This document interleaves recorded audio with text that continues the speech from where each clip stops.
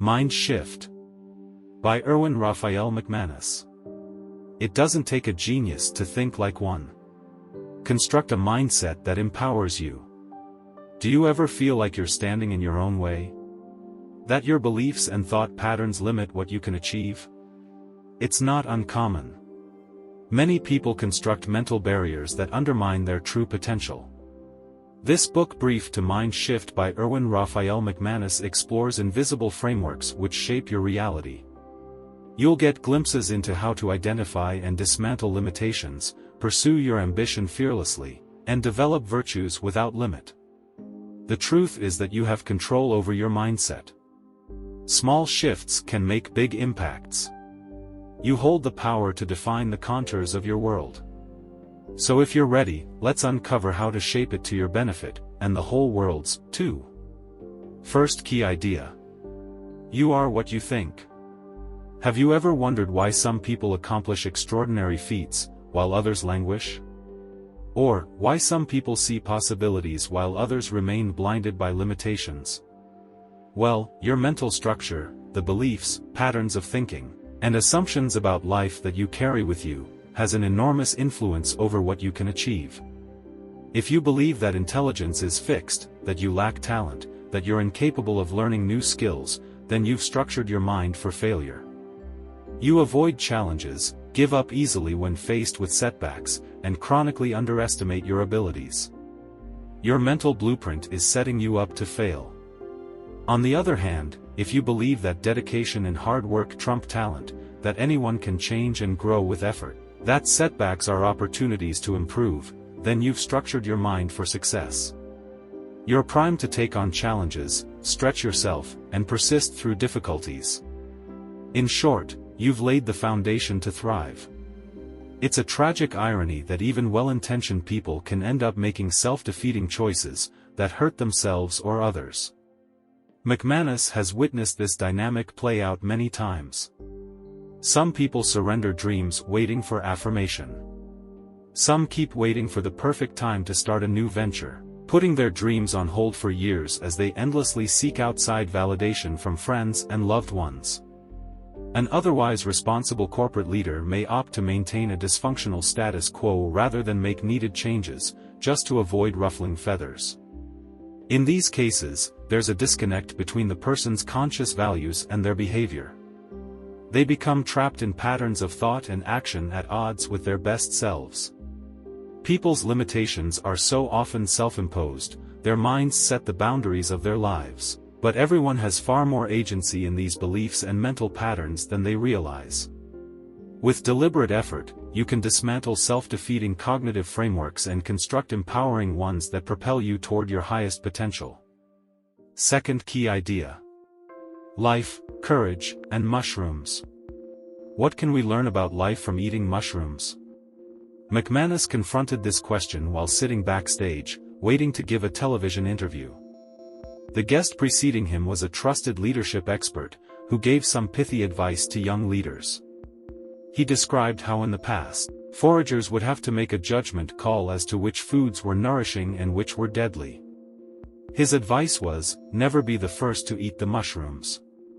When it comes to foraging, as in business, let someone else take the risk and then you can safely follow. When it was McManus's turn to be interviewed, he couldn't help but express his reservations about this perspective. He realized that while this advice does indeed mitigate risk, it's fundamentally flawed. It begs the question, what if no one was willing to go first and try the mushroom and no leader was willing to try new, unproven ideas first? Well, put simply, humanity would miss out on valuable innovation and advancement. McManus respectfully challenged the previous guest's philosophy. He declared himself proudly among the mushroom eaters, those willing to venture into the unknown first, without any guarantee of success or safety. While they indeed take risks, mushroom eaters aren't reckless or oblivious, they simply have their own set of priorities. They deeply value the potential positive impacts over self-preservation. They understand that their sacrifice may benefit the greater good. If everyone plays it safe and refuses to eat the mushroom first, there's no future. Progress requires courage and a willingness to jeopardize your self-interest. The same concept applies to leadership. If you always wait for someone else to take the initial risk, essential progress grinds to a halt. Indeed, the one who goes first stands to reap significant rewards if they survive. If you wait until others have proven something safe, you lose the competitive advantage of being first. You need to have the same bravery toward the unknown in your personal life, too. It takes courage to pursue your dreams and become the person you're meant to be. In fact, it's important to bear in mind that sometimes, even your closest loved ones may discourage you from mushroom eating. The people in your life will sometimes resist your dreams because the future is uncertain and scary. Their doubts come from a place of caring, but may also stem from an inability to see past the status quo. If you merely conform to others' expectations, you lose what makes you unique.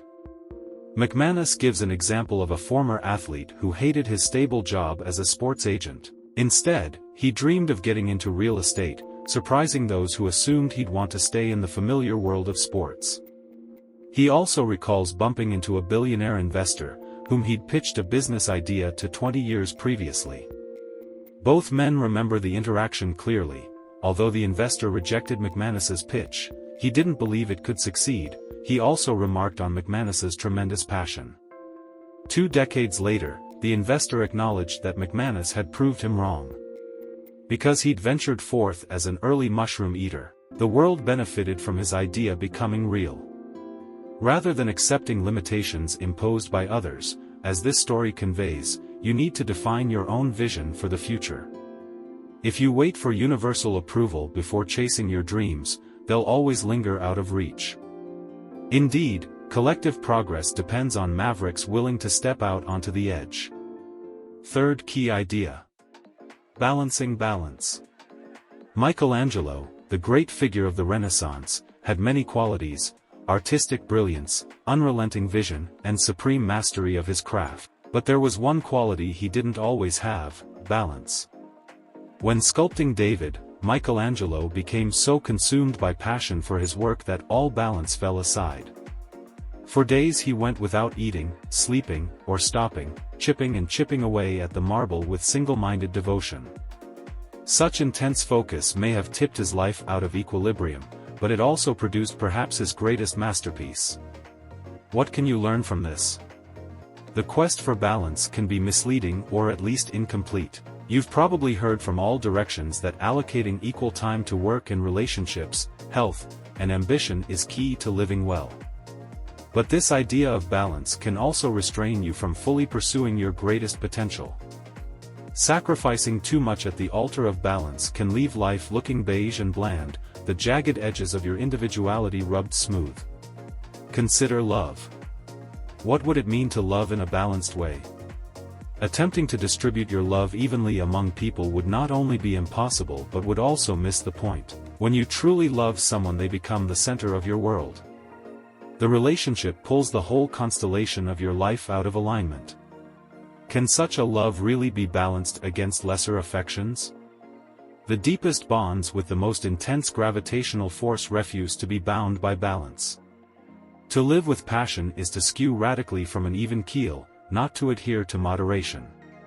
As a young lawyer, Gandhi was literally thrown off a train for refusing to leave the first-class compartment, sparking his fight against discrimination. Inflamed by injustice, he spent his life campaigning tirelessly for civil rights and independence. Those who change the world often do so through furious conviction. Such fixation can appear as divine purpose from the inside or monomania from without. But all too often, what's needed in life isn't more balance, it's more alignment toward a greater intention. If you feel exhausted, perhaps what you need isn't time off but rather some time dedicated to finding your true purpose and motivation. Rather than seeking balance, then, strive for alignment between your intentions and your actions. In seeking to balance life, you need to be careful not to bleach it of deeper meaning. Seeking harmony above all else can leave you playing music. Living with passion can mean careening wildly off-center, crashing against the guardrails of convention. So be it. Whether it's career, relationships, or creativity, heed the call of your most inspiring love, and let it pull you headlong toward your ultimate purpose. Fourth key idea. Too much or not enough.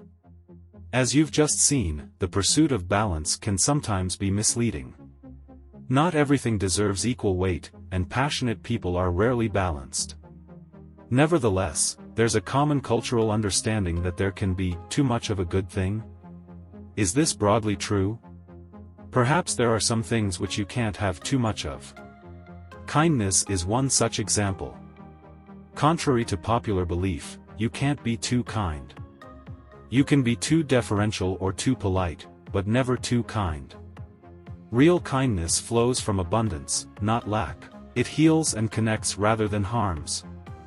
Small acts of dignity and respect ripple outward, uplifting others. Kindness is a quiet, gentle force rebelling against cynicism. One that makes the world more humane. What else can't you have too much of? Hope. Despite the claims of some cynics, hope needn't detach you from reality.